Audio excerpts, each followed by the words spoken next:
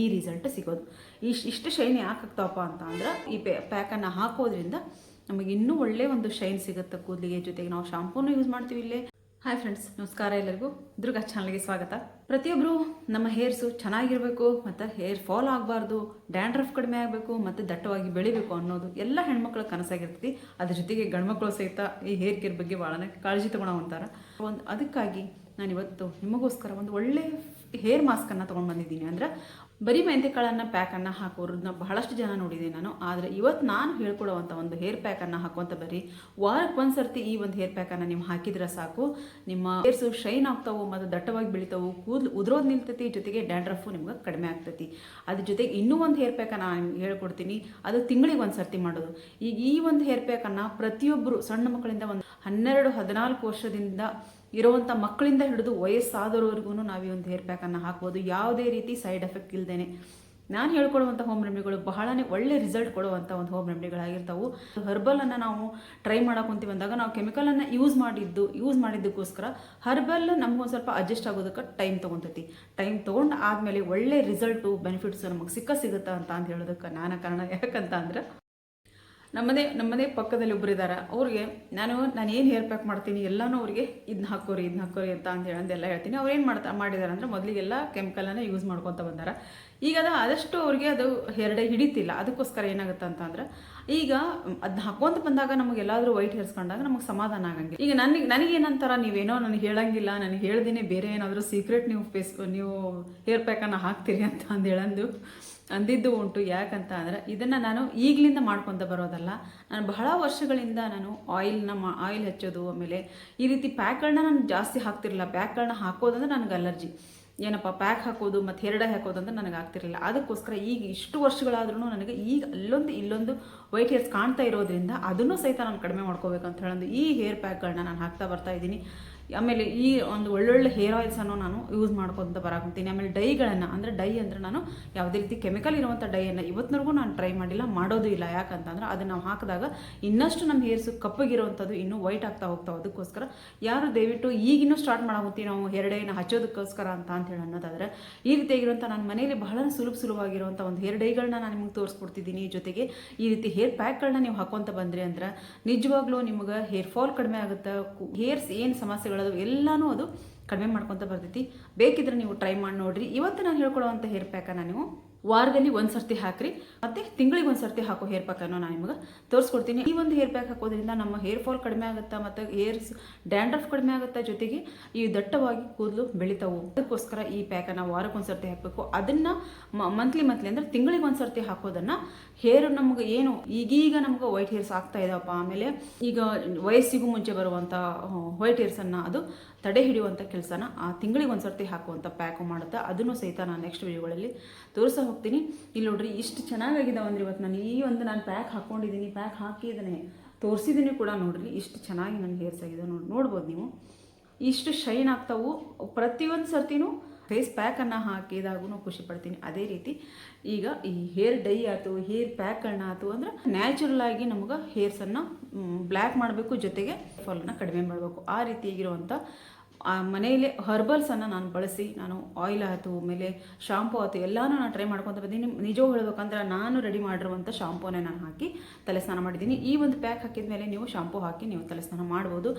ಇದ್ರದ್ದು ರಿಲೇಟೆಡ್ ಆಗಿ ಇರೋದ್ರಿಂದನೇ ನಾನು ಎಲ್ಲನೂ ನಿಮಗೆ ವಿವರವಾಗಿ ನಾನು ಹೇಳಬೇಕಾಗುತ್ತೆ. ಜಾಸ್ತಿ ಮಾತಾಡ್ತೀನಿ ಅಂತ ದಯವಿಟ್ಟು ಅನ್ನೋಕೆ ಹೋಗ್ಬಿಡ್ರಿ. ಯಾಕಂತಂದ್ರೆ ನಾನು ಕರೆಕ್ಟಾಗಿ ನಿಮ್ಗೆ ಹೇಳಿಲ್ಲ ಅಂತ ಅಂದರೆ ನೀವು ಮತ್ತೆ ಅದೇ ಪ್ರಶ್ನೆ ತೊಗೊಂಡು ನನಗೆ ಕಮೆಂಟ್ ಹಾಕ್ತೀರ. ಅದಕ್ಕೋಸ್ಕರನೇ ಮೊದಲಿಗೆ ಆಮೇಲೆ ಎಲ್ಲಾನು ಸ್ಕಿಪ್ ಮಾಡ್ತಾ ಹೋದಾಗ ಏನಾಗುತ್ತೆ, ನಿಮಗೆ ಲಾಸ್ಟಿಗೆ ಅಕಸ್ಮಾತ್ ಮಧ್ಯಕ್ಕೆ ನಾನು ಏನು ಹೇಳಿದ್ರೆ ನೀವು ಅದನ್ನು ನೋಡೋಂಗಿಲ್ಲ. ಈಗ ಫಸ್ಟಿಗೆ ನೀವು ಸ್ಕಿಪ್ ಮಾಡಿಬಿಟ್ರೆ ಅಂದರೆ ಇದು ಸಹಿತ ನಿಮಗೆ ಸಿಗಂಗಿಲ್ಲ. ಅದಕ್ಕೋಸ್ಕರ ನಾನು ಮೊದಲಿಗೆ ನಿಮಗೆ ಎಲ್ಲಾನು ಹೇಳಿ ನಂತರ ನಾನು ವಿಡಿಯೋ ಹಾಕ್ತೀನಿ. ಅದನ್ನೇ ನೀವು ನೋಡಲಿಲ್ಲ ಅಂದರೆ ನಿಮಗೇನು ಗೊತ್ತಾಗಲ್ಲ. ಅದಕ್ಕೋಸ್ಕರ ನೋಡ್ಬೋದು ನೀವು ಎಷ್ಟು ಚೆನ್ನಾಗಿ ನನ್ನ ಹೇರ್ಸ್ ಆಗಿದೆ. ಆಮೇಲೆ ನನಗೆ ಒಬ್ಬೊಬ್ರು ಹೇಳ್ತಾರೆ ವೈಟ್ ಹೇರ್ಸ್ ನಿಮಗಿಲ್ಲ ಅಂತ ಹೇಳೋದು. ವೈಟ್ ಹೇರ್ಸ್ ಇದಾವೆ ಫ್ರೆಂಡ್ಸ್, ನನಗೆ ವೈಟ್ ಹೇರ್ಸ್ ಇದಾವೆ ಇಲ್ಲ ಅನ್ನೋಂಗಿಲ್ಲ. ಆದರೆ ಬಹಳಷ್ಟಿಲ್ಲ, ಇಲ್ಲೊಂದು ಆಗ್ತಿದ್ದಾವೆ. ಅದನ್ನು ಸಹಿತ ನಾನು ಕಡಿಮೆ ಮಾಡ್ಕೊಳ್ಳೋದಕ್ಕೋಸ್ಕರ ಈ ಪ್ಯಾಕ್ಗಳ ಮೊರೆ ಹೋಗಿರೋದು. ಆಮೇಲೆ ಡೈ ಹೇರ್ ಅಂದರೆ ನ್ಯಾಚುರಲ್ ಆಗಿರುವಂಥ ಡೈಯನ್ನು ನಾನು ಅಪ್ಲೈ ಮಾಡ್ತಾ ಬರ್ತಿದ್ದೀನಿ. ನಿಮಗೂ ಇವನ್ನೆಲ್ಲ ನಾನು ಬೇಕಾದಷ್ಟು ವಿಡಿಯೋಗಳನ್ನ ಹಾಕಿದ್ದೀನಿ. ನಾನು ಆ ವಿಡಿಯೋಗಳನ್ನ ನೋಡ್ಬೋದು.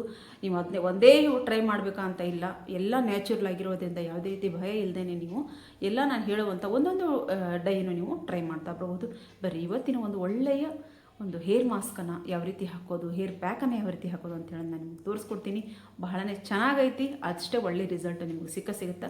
ಬೇಕಿದ್ರೆ ಒಂದು ತಿಂಗಳಲ್ಲಿ 4 ವಾರ ಬರ್ತಾವೆ. 4 ವಾರ ಬರೀ ನೀವು ಪ್ರತಿ ವಾರನೂ ನೀವು ಹಚ್ಕೊತ ಬರ್ರಿ. ಇದು ರಿಸಲ್ಟ್ ಏನಂತ ಹೇಳಂದ್ರೆ ನಿಮಗೆ ಗೊತ್ತಾಗುತ್ತೆ. ನಾನು ಟೈಮು ಕೊಡ್ತೀನಿ ನಿಮಗೆ. ಯಾಕಂತಂದರೆ ಇವತ್ತು ನೀವು ಟ್ರೈ ಮಾಡಿರಿ ನಾಳೆನೇ ಹೇಳ್ರಿ ಅಂತ ಹೇಳೋದಕ್ಕೆ ಇದು ಇನ್ಸ್ಟೆಂಟಾಗಿ ಮಾಡೋವಂಥ ಕೆಲಸ ಅಲ್ಲ. ಅದಕ್ಕೋಸ್ಕರ ಸರಿಯಾಗಿ ಒಂದು 4 ವಾರ ನೀವು ಟ್ರೈ ಮಾಡಿರಿ. ಇದು ರಿಸಲ್ಟ್ ಏನಂತ ಹೇಳಿದ್ರೆ ನಿಮ್ಗೆ ಗೊತ್ತಾಗುತ್ತೆ. ಆದರೆ ಅಷ್ಟೇ ಹಾನೆಸ್ಟಾಗಿ ನಾವು ಏನೋ ಒಂದು ಕೆಲಸ ಮಾಡಬೇಕಂದ್ರೂ ನಮಗೆ ಪೇಷನ್ಸ್ ಇರಬೇಕಾಗತ್ತೆ.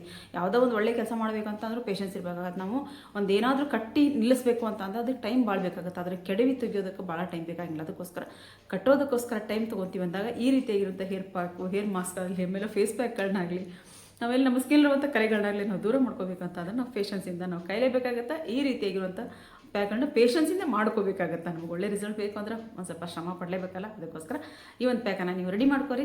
ವಾರನೂ ಹಚ್ಕೊಂತ ಬರೀ ಬಂದು ಯಾರೆಲ್ಲ ಚಾನಲ್ ಸಬ್ಸ್ಕ್ರೈಬ್ ಮಾಡ್ಕೊಂಡಿಲ್ವೋ ದಯವಿಟ್ಟು ಸಬ್ಸ್ಕ್ರೈಬ್ ಮಾಡ್ಕೊಂಡು ಬೆಲ್ ಬಟನ್ ಕ್ಲಿಕ್ ಮಾಡಿರಿ. ಆಲ್ ಬಟನ್ ಕ್ಲಿಕ್ ಮಾಡೋದ್ರಿಂದ ನಾನು ಹಾಕೋತ ಒಳ್ಳೆ skin care, hair care, health care notification ನಿಮಗೆ ಬರುತ್ತೆ. ಆವಾಗಲೇ ನೀವು ಆ ವಿಡಿಯೋನ ನೋಡ್ಬೋದು. ಅದಕ್ಕೋಸ್ಕರ ದಯವಿಟ್ಟು ಚಾನಲ್ನ ಸಬ್ಸ್ಕ್ರೈಬ್ ಮಾಡಿಕೊಂಡು ಆಲ್ ಬಟನ್ನ ಕ್ಲಿಕ್ ಮಾಡೋದನ್ನು ಮರೆಗೆ ಹೋಗ್ಬಿಡ್ರಿ ಅಂತ ಹೇಳ್ತೀನಿ. ಬರೀ ಈ ಒಂದು ಹೇರ್ ಪ್ಯಾಕನ್ನು ಯಾವ ರೀತಿ ಹಾಕೋದು ಅಂತ ಹೇಳಿ ನಾನು ನಿಮಗೆ ತೋರಿಸ್ಕೊಡ್ತೀನಿ.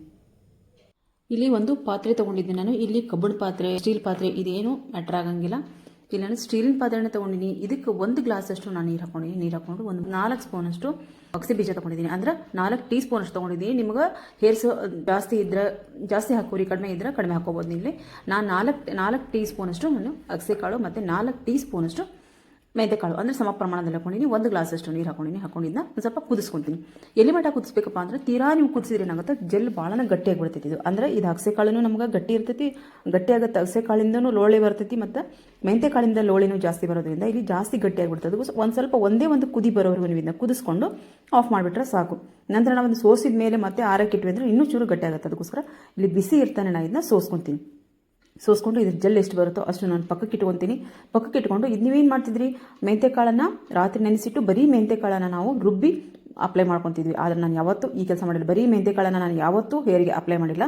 ಈ ರೀತಿಯಾಗಿ ಅಪ್ಲೈ ಮಾಡಿ ನೋಡಿರಿ ನಿಮ್ಮ ಹೇರ್ಸ್ ಎಷ್ಟು ಚೆನ್ನಾಗಿ ಆಗ್ತಾವೆ ಅಂತ ಹೇಳಂದು. ಇದಕ್ಕೆ ಇನ್ನೂ ಒಂದು 3 ಇಂಗ್ರೀಡಿಯೆಂಟ್ಸನ್ನು ನಾನು ಹಾಕ್ತೀನಿ.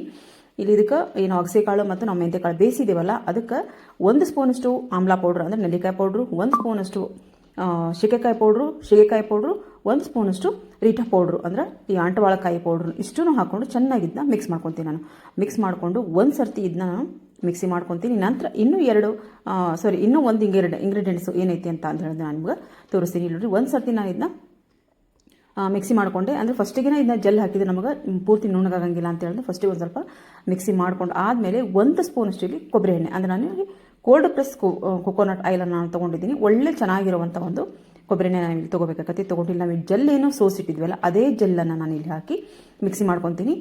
ಒಂದು ಸ್ವಲ್ಪ ಹಾಕಿ ಫಸ್ಟ್ ಮಿಕ್ಸಿ ಮಾಡ್ಕೊತೀನಿ, ಮತ್ತೆ ಉಳಿದಿರೋದನ್ನು ಹಾಕ್ತೀನಿ. ನಿಮ್ಮ ಅಕಸ್ಮಾತ್ ಏನಾದರೂ ಇಲ್ಲಿ ಗಟ್ಟಿ ಅನ್ನಿಸ್ತು ಅಂದ್ರೆ ತೀರಾ ನಿಮಗೆ ನುಣ್ಣಗಾಗ್ತಿಲ್ಲ, ಭಾಳನೇ ಜಿಗಿ ಬರ್ತೈತಿ ಅಂದರೆ ಸ್ವಲ್ಪ ನೀವು ಇಲ್ಲಿ ನೀರು ಹಾಕ್ಕೊಂಡು ನೀವು ಮಿಕ್ಸಿ ಮಾಡ್ಕೋಬೋದು. ಒಟ್ಟು ನುಣ್ಣಗೆ ಪೇಸ್ಟ್ ಆಗೋ ರೀತಿ ನಾವೀಗ ಒಂದು ಪೇಸ್ಟನ್ನು ರೆಡಿ ಮಾಡ್ಕೋಬೇಕು. ಯಾಕಂದರೆ ನಾವು ತಲೆಗೆ ಹಚ್ಚಿದಾಗ ಅದು ಉದುರಿ ಬೀಳಬಾರ್ದು. ಅದಕ್ಕೋಸ್ಕರ ಇಲ್ಲ ಸ್ವಲ್ಪ ನೀರು ನನಗೆ ಕಡಿಮೆ ಆಗಿತ್ತು, ಅದು ಅಂದರೆ ಜೆಲ್ಲ ಕಡಿಮೆ ಆಗಿದ್ದರಿಂದ ಒಂದು ಸ್ವಲ್ಪ ಇಲ್ಲಿ ನೀರು ಹಾಕ್ಕೊಂಡು ಚೆನ್ನಾಗಿ ಅದನ್ನ ಮಿಕ್ಸ್ ಮಾಡಿಕೊಂಡು ಎಲ್ಲ ಕಡೆಯೂ ನಾನು ಇದನ್ನ ಅಪ್ಲೈ ಮಾಡ್ಕೊತ ಬರ್ತೀನಿ.